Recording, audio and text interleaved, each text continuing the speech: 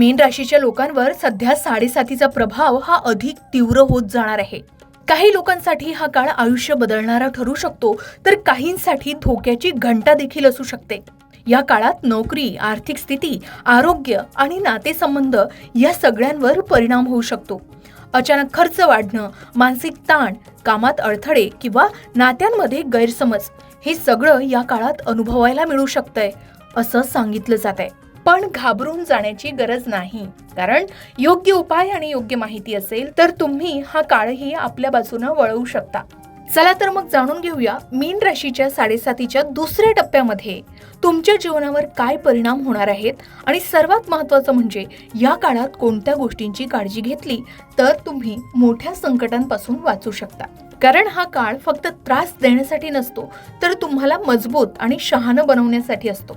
संयम, शिस्त, सकारात्मक विचार आणि योग्य निर्णय घेतले तर तुम्ही या कठीण टप्प्यातूनही यशस्वीपणे बाहेर पडू शकता बरं का. 2026 हे वर्ष मीन राशीसाठी शनीच्या 7.5चा दुसरा टप्पा घेऊन आलाय आणि अनेक अडचणी सुद्धा घेऊन आलाय. शनी तुमच्या लग्नभावात पूर्ण वर्षभर राहणार आहे. त्यामुळे मुख्य धोके असे की आरोग्याच्या समस्या उद्भवू शकतात, जसे हाडे, गुडघे, पाय यांच्याशी संबंधित समस्या जसे दुखणे, सुजणे किंवा कमजोरी येऊ शकते. थकवा, मानसिक ताण, चिंता, झोपेची समस्या, डोकेदुखी किंवा ताप येऊ शकतो. विशेषतः जुलै ते डिसेंबर हा शनी वक्री असताना जास्त वाढू शकतो. त्याचबरोबर आर्थिक धोकाही आहे. अनपेक्षित खर्च वाढेल, जसे घर, वाहन, आरोग्य किंवा शुभ कार्यांवर तुमचा अनपेक्षित खर्च होणार आहे. जोखमीची गुंतवणूक, उधार देणं किंवा कुणावर जास्त विश्वास ठेवणं, पैसे गुंतवणं टाळावं. खर्च वाढू शकतो, उत्पन्न स्थिर राहील, पण नियंत्रण नसेल तर तुटवडा येऊ शकतो.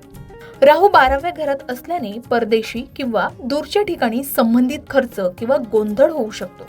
एवढंच नाही तर करिअर आणि व्यवसायातील धोकेही आहेत.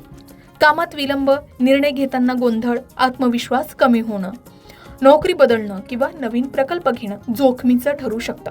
कामाच्या ठिकाणी दबाव किंवा जबाबदाऱ्याही वाढू शकतात. या काळात नोकरी, आर्थिक स्थिती, आरोग्य आणि नातेसंबंध या सगळ्यांवर परिणाम होऊ शकतो. एवढंच नाही तर मानसिक ताण, कुटुंबात छोटे मोठे मतभेद, संयम कमी होणं, भावनिक आवेग जसं राग येऊ शकतो, नैराश्य वाढू शकतं. याचबरोबर इतर छोटे धोकेही आहे. वाहन चालवताना किंवा प्रवासात सावध राहायला सांगितलं जात आहे. बाहेरून जेवणं टाळावं. मार्च एप्रिल सारख्या काळात अनपेक्षित खर्च किंवा छोट्या इजा होण्याची शक्यता वाढते. त्यामुळे आपण सावध राहण्याचा सल्ला दिला जातोय. एकंदरीतच हे वर्ष मीन राशीच्या लोकांसाठी संयम, शिस्त आणि धैर्य चाचणीचा आहे. पण शेवटी डिसेंबर नंतर काही गोष्टी सुधारू शकतात. जसं गुरुचं गोचर होणार आहे, विशेषतः जून ते ऑक्टोबर महिन्यात. हे गुरुचे गोचर मीन राशीच्या व्यक्तींना काहीसा दिलासा देणारा असू शकतो. मात्र अडचण घडणार आहे.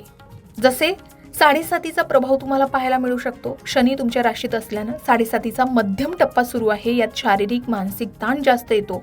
पूर्वीच्या कर्माचा हिशोब चुकता होतो असंही मानलं जातं. आता 27 जुलै ते 11 डिसेंबर 2026 या काळात शनीचा वक्री काळ आहे. आत्मविश्वास कमी होईल, कामात उशीर होऊ शकतो, थकवा जाणवू शकतो, झोप लागणार नाही, अशा बऱ्याच समस्या तुमच्या जीवनात उद्भवू शकतात. आता राहूचा प्रभाव 12व्या घरात आहे. त्यामुळे खर्च, एकटेपणा किंवा दूरच्या गोष्टींशी संबंधित गोंधळ आपल्या आयुष्यामध्ये निर्माण होऊ शकणार आहे.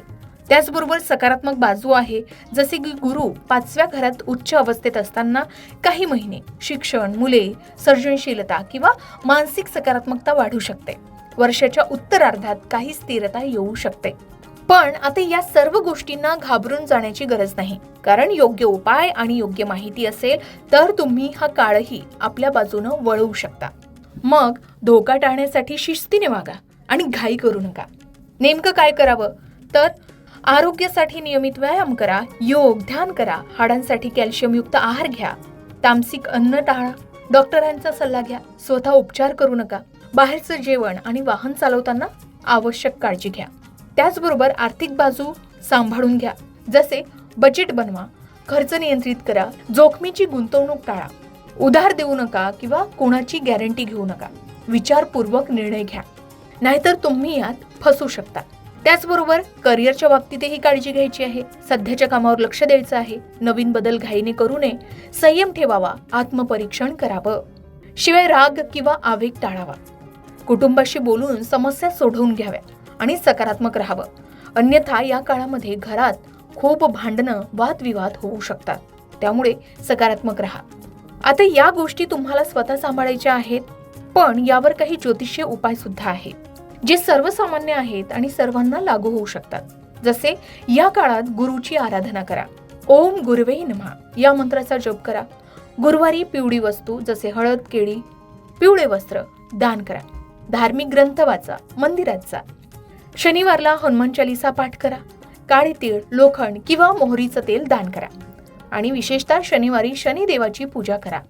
त्याचबरोबर पुष्कराज धारण करण्याचा विचार तुम्ही करत असाल तर ज्योतिष्य सल्ल्यानुसार धारण करा. सात्विक आहार घ्या. नियमित दिनचर्या ठेवा. हे उपाय केल्याने ग्रहांचा प्रतिकूल प्रभाव कमी होऊ शकतो. पण ज्योतिष्य मार्गदर्शन आहे. कर्म आणि प्रयत्न हेच महत्वाचे ठरते. आता शेवटी एकच सल्ला. 2026 मीन राशीला कसोटीचं वर्ष आहे. शनी तुम्हाला शिस्त शिकवत आहेत. घाई करू नका. संयम ठेवा. आरोग्य आणि पैशाची काळजी घ्या. गुरुची कृपा असेल तर अडकलेली कामही मार्गी लागतील. सकारात्मक रहा. धर्म कर्म करा. वर्ष संपल्यावर तुम्ही अधिक मजबूत आणि शहाणे होऊन बाहेर पडाल. कारण या काळात प्रत्येक निर्णय विचारपूर्वक घ्या. पैशाची योग्य नियोजन करा. नात्यामध्ये संयम ठेवा आणि आरोग्याकडे अजिबात दुर्लक्ष करू नका. शनिदेव तुमची परीक्षा घेत असले तरी प्रामाणिकपणा, मेहनत आणि शिस्त ठेवली तर तेच शनिदेव तुम्हाला योग्य वेळी योग्य फळही देतात. लक्षात ठेवा, संकट ही कायमची नसतात, पण त्यातून मिळणारा अनुभव आयुष्यभर उपयोगी पडतो. त्यामुळे भीती न बाळगता सहज राहा आणि प्रत्येक परिस्थितीला धैर्यानं सामोरं जा. आणि जर तुम्हाला तुमच्या राशीनुसार अजून सविस्तर माहिती, उपाय आणि मार्गदर्शन हवं असेल तर आत्ताच lokmatbhakti.com वर जाऊन तुमचं संपूर्ण राशी भविष्य नक्की जाणून घ्या. तुमच्या आयुष्याचा पुढचा निर्णय कदाचित इथूनच ठरू शकतो. अशाच प्रकारे सणावारा संबंधित व्रतवैकल्य असतील, उपासना असतील, पूजा विधी संबंधित आणखी काही माहिती तुम्हाला हवी असेल, त्याचबरोबर वास्तुशास्त्र, ज्योतिषशास्त्र, अंकशास्त्र यांसारख्या विषयावर तुमच्या मनात काही शंका असतील तर त्या कमेंट बॉक्समध्ये नक्की विचारा. शिवाय तुम्हाला आणखीन कोणत्या विषयावरचे व्हिडिओ ऐकायला आवडतील ते सुद्धा कमेंट करून सांगा. या संबंधित संपूर्ण मार्गदर्शन तुमच्यापर्यंत पोहोचवण्याचा आमचा हा प्रयत्न आहे. तेव्हा कमेंट नक्की करा.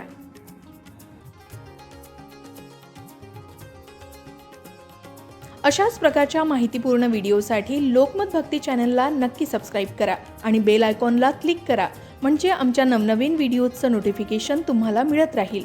तसेच योग्य आध्यात्मिक मार्गदर्शनासाठी लोकमत भक्तीच्या फेसबुक पेज आणि इन्स्टा पेजला लाईक आणि फॉलो करायला विसरू नका.